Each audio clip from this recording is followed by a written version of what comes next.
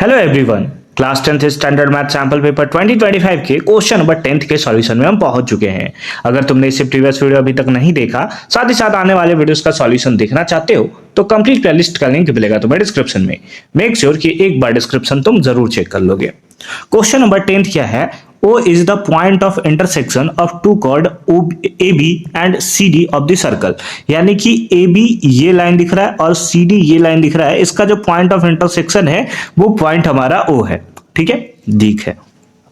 उसके साथ साथ एंगल BOC जो दिया है वो 80 डिग्री दिया है, यानी ये वाला एंगल दिया हुआ है तुम्हारा 80 डिग्री। ठीक है, उसके साथ साथ तुम्हें OA इक्वल्स टू OD दिया हुआ है, यानी कि ये वाला साइड जो है वो इस साइड के इक्वल है।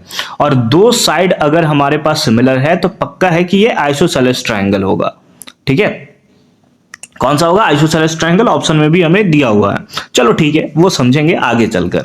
ठीक है, तो हमें बताना है कि ट्रायंगल ODA है ना, ये वाला ट्रायंगल, एंड ट्रायंगल OBC है ना, ये वाला ट्रायंगल, ये दोनों क्या होंगे? Equilateral and similar. पहला ऑप्शन तो तुम बोल सकते हो कि ऐसे ही गलत होगा, क्योंकि एक एंगल तुम्हें 80 डिग्री दिया हुआ है। अगर ये 80 डिग्री है तो वर्टिकली अपोजिट एंगल से ये भी एंगल कितना होगा? 80 डिग्री होगा। कितना होगा? 80 डिग्री होगा। और अगर इक्विलैटरल ट्रायंगल जो कि ऑप्शन नंबर ए में तुम्हें दिया हुआ है, अगर ये होना होता तो 60 डिग्री होता है। हर एक एंगल कितना होता है? 60 डिग्री, और सारे साइड सेम होते हैं। तो इक्विलैटरल एंड सिमिलर तो नहीं होगा। ठीक है, क्योंकि 80 डिग्री एंगल हमें ऑलरेडी दिया हुआ है। अब आते हैं आइसोसेलेस एंड सिमिलर, और ऑप्शन सी है आइसोसेलेस बट नॉट सिमिलर। यानी कि सिंपल फॉर्म में हमें यह बताना है कि यहां पर सिमिलैरिटी है या नहीं है। आइसोसेलेस तो होगा क्योंकि दो साइड तुम्हें सिमिलर देखने को मिल रहा है। ठीक है, ठीक है।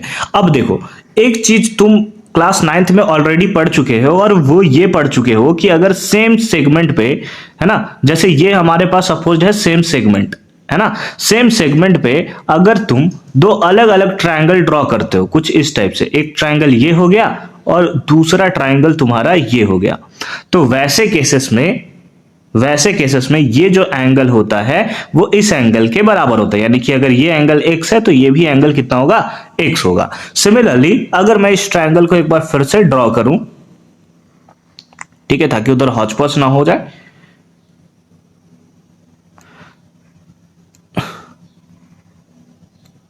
कुछ इस टाइप से है ना, मैनेज कर लेना। तो उस बेसिस पे पहले नाम लिख लेते हैं इसका, है ना, ABCDO। ठीक है, इस बेसिस पे अगर तुम देखो तो ये सेम सेगमेंट किस पे है? AC पे है ना। इसको ड्रॉ नहीं करते, इसको रहने देते हैं। ठीक है, तो उस बेसिस पे अगर तुम देखो तो यहां पर तुम बोल सकते हो कि ये वाला एंगल जो होगा, एंगल OBC, अगर तुम्हारा ये x है तो ये वाला एंगल भी कितना होगा? x होगा। मतलब दोनों के दोनों क्या होंगे? सिमिलर होंगे, है ना। हमारे कहने का मतलब यही है। एक सेकंड, ये क्या हो गया? ये क्या हो रहा है भाई? ये क्या हो रहा है? ठीक है, दोनों एंगल्स क्या होंगे? सेम होंगे। यानी कि यहां से तुम लिख सकते हो कि देयरफॉर एंगल OBC ये इक्वल होगा एंगल ODA के। ठीक है, ODA के इक्वल होगा। और तुम्हें ये चीज पता है कि ये वाला एंगल इस वाले एंगल के सेम होगा। रीजन है क्योंकि ये साइड जो है वो इस साइड के सेम है ना, दोनों साइड सेम है। और हमें पता है कि अगर ये ऐसे ट्रायंगल है, ये साइड इस साइड के सेम है, तो ये वाला एंगल भी इस वाले एंगल के सेम होगा। यानी कि अगर ये एंगल x होगा तो ये एंगल भी कितना होगा? x होगा। ठीक है, पता है ना ये सब चीजें? हाँ सर पता है सर, हमने क्लास 9th में पढ़ रखा है, हमें बेवकूफ मत समझना आप। ठीक है, चलो। अब अगर ये वाला एंगल तुम्हारा x निकला, अगर वो x था ये x है, तो ये हम भी हमारा क्या होगा? x होगा। और फिर सेम केस में ये भी एंगल कितना होगा? x होगा। इसका मतलब है कि फिर से अगर तुम इधर वाले ट्रायंगल को देखो तो यहां के दोनों एंगल सेम है, तो अगेन इन दोनों के साइड्स भी सेम होंगे। उसके बेसिस पे तुम बोल सकते हो कि ये आइसोसेलेस तो है, उसके साथ साथ ये तुम्हारा सिमिलर भी है।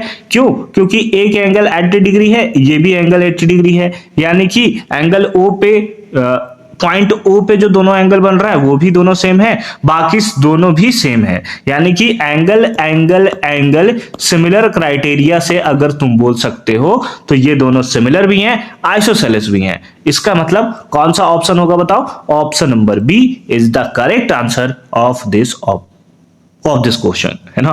थोड़ा सा इधर उधर हो रहा है, ठीक है।